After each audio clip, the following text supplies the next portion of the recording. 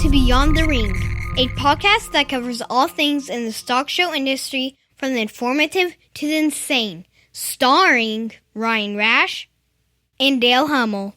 Do not pack your suitcase over the 50-pound limit. Now on with the show. Welcome to Beyond the Ring. This is Dale Hummel without co-star Ryan Rash. The gay is under the weather. We'll say that maybe he had that battle we talked about last week with his suitcase. That was a very well-fought battle that did not go well. Last week he was on with us. I think he was doing better. And against his doctor's advice, he decided to travel to Oklahoma City. That does not appear to be something that went well. And I can assure you that he's in a little bit of pain and would be on here if he could, but right now it's a little bit of a challenge for him. I think he'll be back sooner than later, I should say, for next week's episode. With that said, this is going to be a shortened version. I've been on the road since Christmas Eve to the Arizona National and then straight to Oklahoma City for the Cattleman's Congress. So I've been detached completely from current events, and the good part of that is I have no idea what Sleepy Joe and the Chameleon have screwed up this week. I hope it's not terrible, but I'm sure we'll get caught back up on that next week when Ryan is back. And we're going to make it up to you by giving you a Beyond the Circus here in the next 2 weeks to kind of make up for this shortened version that we're going to have today. Speaking of that, it's interesting when Ryan was planning on doing the podcast, or at least trying to until just a couple hours ago, and he said he just can't make it. I do want to make a comment that when we jump on here each week, and sometimes we complain that, wow, it's hard to find time between Ryan and I and the producer, Clifton, to all come together and get our schedules to work out. But I promise you, it's a pleasure to do this with Ryan, and I greatly appreciate having that opportunity and his willingness to jump on here every week, because it's easy. We simply get on here and we have our normal discussion without much guidance or without much thought put into our topics until just before we jump on. That makes it very, very doable each and every week for us, and I hope we can continue to do this for you. Because of that, I did want to jump on today and get this recorded for this week. It's going to be very short. I'm going to give you some of my life experiences that I had at Arizona National and now at the Cattleman's Congress. We are probably not going to go into a main topic, and obviously we have to save question and answer for Ryan. I'd hate for him to be disappointed in missing one of those questions, and we do have some great question and answers submitted this past couple weeks, and please continue to submit those. I apologize. Sometimes we don't get into the Beyond the Ring email to check, but if you submit them to Beyond the Ring Facebook Messenger, that's usually where I jump on and pull some of those questions from. With that said, it's interesting. As we travel across the country from Illinois to Arizona and now to Oklahoma City, the response and the, approach to COVID and Omicron is very different. I was warned that if we were staying in New Mexico, that they weren't maybe at one point real excited about out-of-state people staying in their hotels, which I thought was crazy. But a good friend of mine did have some issues and had to try a different hotel. I don't know why, but that particular hotel wasn't allowing anybody outside of the state of New Mexico to stay there. I thought he was maybe over-exaggerating just a little bit. But we get into New Mexico, and I go to our first fuel station, and at each door, 2 different doors, they have 2 people sitting there with masks, hand sanitizer, and we had to take our temperature to get in the door. I don't know what it's like, but obviously Oklahoma's a little more lenient. Texas was much more lenient. Illinois, we still have our mask mandate in place, but it appears as though nobody's enforcing it. I'm not saying that people are not wearing masks when they go grocery shopping or into gas stations, but it's by their choice because there really isn't any enforcement of it whatsoever. It's almost like people are just fed up with it and they're going to move on. With that said, Omicron, I'm not sure, but once I got to Phoenix, after a couple long nights getting there, and then obviously getting set up for the show and so forth, I think my immune system was a little compromised, and I thought I was fighting a pretty bad cold there for a couple days. Looking back in hindsight and the little bit of research that I did just prior to jumping on here to record, and I think maybe we mentioned this last week, I'm not sure, but 50% of those of you in the United States that have experienced a cold in the past 2 weeks would be actually positive for Omicron. So I don't know if I had Omicron. I don't know if I didn't have it. If I did, it was simply very, very similar to what I would say a strong cold, a little bit of body ache. Nothing terrible, but possibly, obviously not something that you would want to have. But if you stop and think about it, maybe, just maybe, and we did allude to this last week, if Omicron, not if, it is incredibly, incredibly contagious. Right now, and I got word back from one of our employees at home in Illinois, it's hitting our local area harder than it has since the very beginning of the pandemic. I know more people personally that have it right now at this moment than I have the entire time from the beginning until now. So there's no question the contagious level of this. I'm hoping this theory that I have is correct, and I've heard it a couple other places now. When it's that contagious, good luck. No mask is going to stop it. No sleeping on the couch from your spouse because they have it is going to stop it. No level of isolation is going to keep you from this virus. I'm not trying to be negative. I'm not trying to scare anybody, but you simply aren't going to avoid it. It is that contagious in my opinion. What I like about it so far, and we discussed this a little bit last week, for 90% of the population, it's going to be nothing more than a mild to average cold. Some will not even realize that they have it. And with that, you're still building antibodies in your immune system to a level that is up to 14 times greater than what you get from a vaccination. So let's think about that. If Omicron doesn't hit the population much worse than a severe cold, and again, I'm not trying to belittle those that have secondary issues or their immune system is compromised, because it's going to hit some people hard, and I feel for that. So I'm not trying to take away from that at all. But the average person out there that has a relatively strong immune system, no secondary conditions, this, in my opinion, for the most part, is going to be a cold-like symptom. Yet you're going to get that antibody or immune response that is much greater than a vaccination. So if we have another variant that comes along that is more severe than Omicron, I think that the odds are that you're going to be very, very protected from this.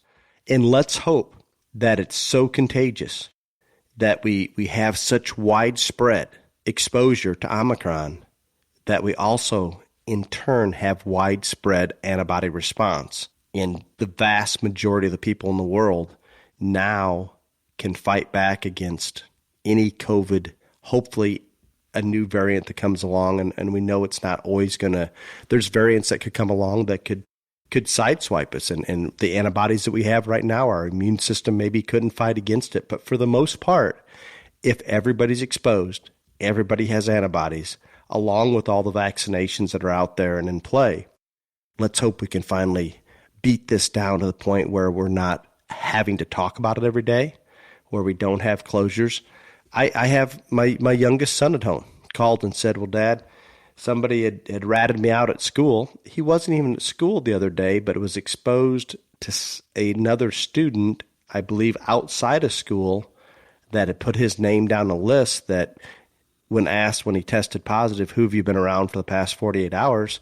So now for my son to go to school, he's got to get tested for COVID before they allow him back in. I don't know if it's every Monday, Wednesday. I don't know how often, but we're still in full mask in school. We still have events across the country canceling because of this.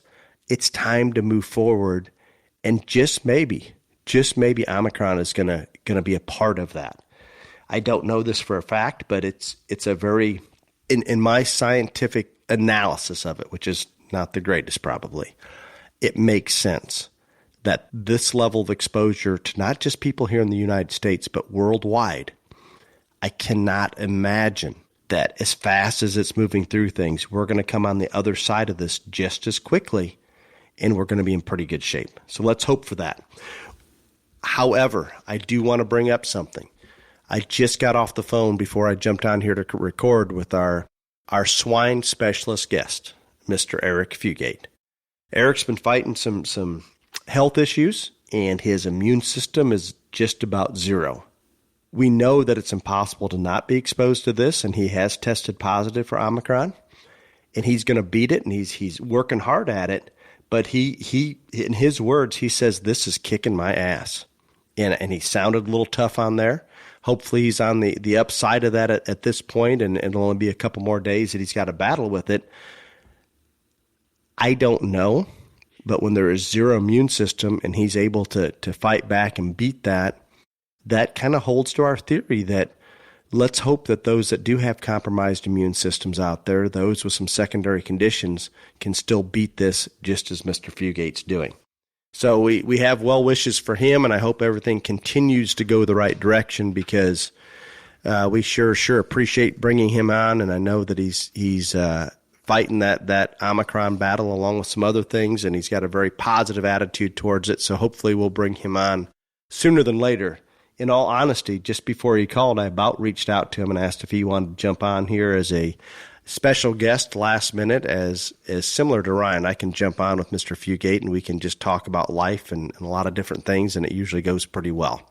Let's go backwards here a little bit, and before I move into some of the experiences at Arizona National, and now we're sitting here in Oklahoma City at Cattleman's Congress, I am excited this week to meet Mr. Boxell for the first time in person.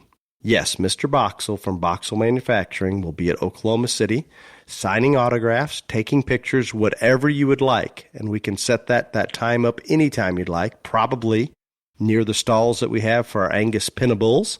He will be out on Saturday. I'm looking forward to visiting with him, meeting him, getting to know him a little bit better in person. I know that a lot of you follow Boxell on social media. I think some of the probably most entertaining posts that you'll see on any given day. We do appreciate Boxell Manufacturing's continued support of this educational podcast, and without their support, it would make it much more difficult for Ryan and I to jump on here each and every week.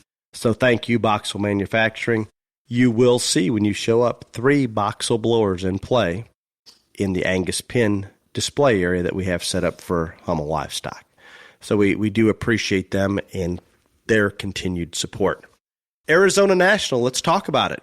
I can remember when I was coaching livestock judging teams for many years, looking forward to going to Arizona National, because we would get down there in short sleeve shirts, and each and every year it seemed like the weather was 80s, probably low to mid 80s, absolutely beautiful. I would sit under a palm tree and take reasons. It was good. I still love to go to the Arizona National, but the last 2 or 3 times I've been there, it's been just a little bit chilly, and I don't think they get more than 26 days total of rain out of the year, and I think we experienced a little bit of rain most of the days that we were there. So just a little bit chilly, not like it was maybe in some of the other parts, or not certainly better than Illinois, but I am looking forward to Arizona National next year because it's going to be 85 and sunny every single day. With that said, numbers in the market show appeared to have been fairly strong in the goats and the lambs and the hogs. I did not get over to watch the steer show, but I assume they were very similar. So they have bounced back, obviously missed the previous year because of COVID issues, but coming back strong. And it looks like a lot of these shows are doing just that. And as usual, Arizona National, as we've talked about many, many times, there's no show that is perfect by any means. But the willingness of their staff and the show management to make changes and take suggestions from exhibitors is second to none. I was contacted more than once. Hey, how are things going? Everything good? What maybe should we do different for next year? And I'm not the only exhibitor or the only family there that they reach out to. Any family that's exhibiting there that wants to talk to them, they're pretty accessible. And they're very open to suggestions and improvements that can be made. The show ring area looked amazing this year, and the lamb and goat area, they've really stepped up and made it look the part. It's pretty interesting. They added some premiums to the champion and reserves, I believe, across species beyond what they get in their auction. So there's a lot of positive things going on at the Arizona National, and we hope that they continue to push forward and continue to build that show on into 2022. And we do appreciate all the efforts that are there. From a personal standpoint, I enjoyed being down there. I always enjoy that show. We had 3 of our children showing. This was our oldest daughter, Tara's last and final junior show. She was fortunate enough to walk in the ring with 2 heavyweight class winning market goats. Ended up with a reserve Division 5 market goat. Had a great last show. Good experience. Cannot complain whatsoever. And it's just a little bit emotional when you go through those things. But what a great place to end that show career and on to the next part of her life.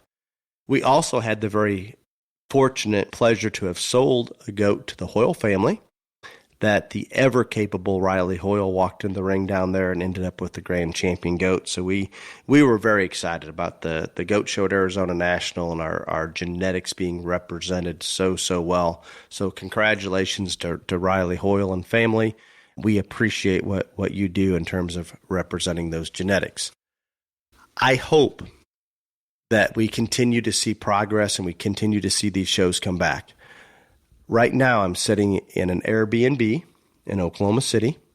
We had to make a decision. Do we go to Oklahoma City with our cattle? We have a pen of 4 bulls, and we have a coming 2-year-old or yearling, I should say, display Angus bull that we put in the herd sire display area. We chose to go to Oklahoma City, just a little more convenient for us. And I think a lot of people are making those choices. I think there are a few that are going to both Oklahoma City and Denver. I do not have a true desire to promote or be negative towards either show, but it'll be interesting how this goes here at Oklahoma City this year, how everything goes at Denver, and my guess that will give some direction on where people will be going next year. I wish the 2 shows weren't necessarily on top of each other because it would be great to maybe spread those apart and be able to go to both. But I can assure you, when you have to put a crew together, if you have multiple cattle going, it's a challenge. Just getting everything done to get to one of the shows, let alone a couple down days and getting to a second one, it's not going to be easy. So I don't ever think there would be a lot of people that are physically capable or financially capable or willing to go to both shows. And I have a lot of history and a lot of sentimental, emotional attachment to the yards in Denver. I've been going there since I was a freshman in high school and have great memories from there. I'm a little disappointed. I guess the yards are gone and they've got complete new pens. I'm sure it's nice. I'm sure it's convenient, but that nostalgia, I love going up on that catwalk and overlooking those yards on a real early morning with the snow out. It just really hits me. So I am looking forward to it. We're going to attend Denver. We're not taking any livestock, but we will be out there to watch the Angus show and see what's going on out there and walk through the new pen area. So I hope for the best for the National Western and everybody that's traveling that general direction. But let's talk about Oklahoma City. The barns are full. Compared to last year, in my opinion, there's more people here. There's more excitement. It's all going the right direction. I had a chance to watch the Red Angus part of the junior show and the open show here yesterday. Great crowd, great participation. There's a lot of cattle here. I mean, for a show that's only in its second year, it's pretty overwhelming. My experience as an exhibitor, no issues whatsoever getting in and out of the fairgrounds. Everything goes very smoothly from the entry process to health paper check-in. I have absolutely zero complaints with the process and exhibiting cattle here. And I think when you can say that, it's usually a little bit hectic and it's usually always complicated, but they've made this pretty simple and it's good. So I suspect with those kind of experiences that I've had, and I think other families showing cattle here, it's going to be around for a very long time. I do not know if it's going to continue to be larger than Denver or what's going to happen back and forth there. I don't even want to make those predictions. I do not want to take sides either direction. I wish the best for both shows, and I hope that both can thrive, and that's good. The more shows, the better. The more exhibitors, and not only junior exhibitors, but those that are displaying pins of bulls and things like that, the more the better. So let's hope for the best for both shows. But Cattleman's Congress, I am going to give you a shout out because I am here right now and things are going very, very smoothly.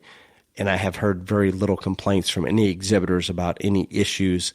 Well set up, well organized. Things are definitely going in the right direction. So I commend them for that. It's hard for me to even imagine how to put on an event that's maybe as large as this and the total numbers that are coming in and out of these.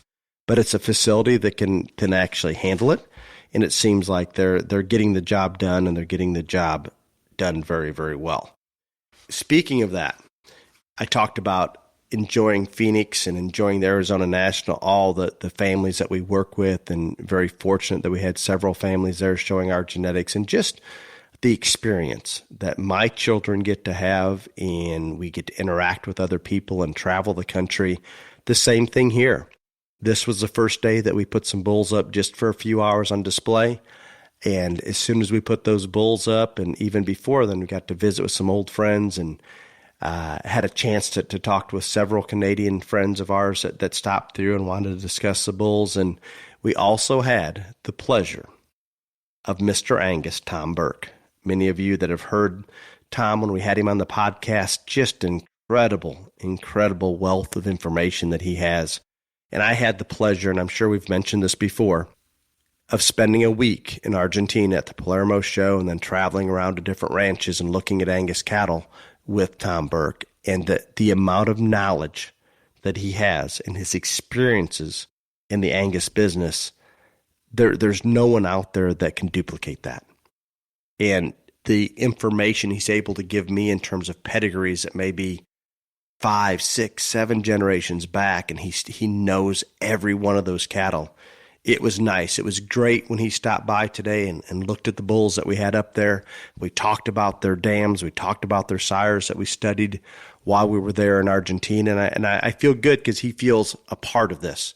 And he definitely is a part of it, because he certainly gave me and our crew a lot of guidance while we were down there and making some of those selection decisions. And it was good. It was really, really enjoyable. So for those of you that are unaware of the Angus project that I've jumped into, we chose as a family to reach out and bring some genetics up from Argentina. That was done via embryos, and we have to send those into Canada, put those into recipients, and we can bring them down as pregnant recipients or have them calved out in Canada and bring them down as calves. So it's a fairly complicated process, a very expensive process that we put quite a bit of capital out there at risk, but had a tremendous amount of success with just a few calves last year at Oklahoma City. And now we're moving into our second year, and we've only had the cattle up and on display and in front of people for a few hours, but we're pretty darn excited with the direction of things. In general, these cattle are just a little bit stouter. They probably lend themselves to what I like a little more, the feet and legs, the perfect joints, a little more mass in terms of just shape, top shape and thickness and stoutness. And if we can make them good looking on top of that, that's perfect. My goal with these cattle is to try to bridge that gap. And I had a chance to visit with so many today, other breeders, that some from the show world, some from the commercial world, some that are strictly number kind of breeders in terms of EPDs. There's almost 3 segments out there right now. Our show ring group, those chasing the numbers, and then some that are looking more just visual, that are more directed towards just strictly the commercial world. In those 3 segments, there's maybe not as much overlap as you would think. My goal, and I think it's happened, because before we even got to Oklahoma City, when I started talking about the bulls that we were going to bring that originated in Argentina, I had those from the show world inquiring, hey, what do you have? What's it going to be like? What are you offering for sale? Is there going to be semen packages? Is there going to be a interest in the bulls? What's it going to be? Not only from the show world, the commercial segment, and even some of those in the number world. And these bulls have no EPDs when they come into this country. The American Angus are not taking the EPDs from Argentina, putting them into a formula and kicking them back out as U.S. EPDs. They just start at 0, and we have to build up from there with their calves and all the performance records from ground zero. So I fully believe these cattle perform extremely well in Argentina, and I think they'll perform, and they have so far here in the U.S. We just have to gather that data and document it. But it looks like a lot of those that are strong number breeders have touched base saying, wow, I like the muscle. I like what it looks like in terms of performance. I hope we can bring this into our program and over time build those numbers and get those numbers to what they really are. That would be fantastic.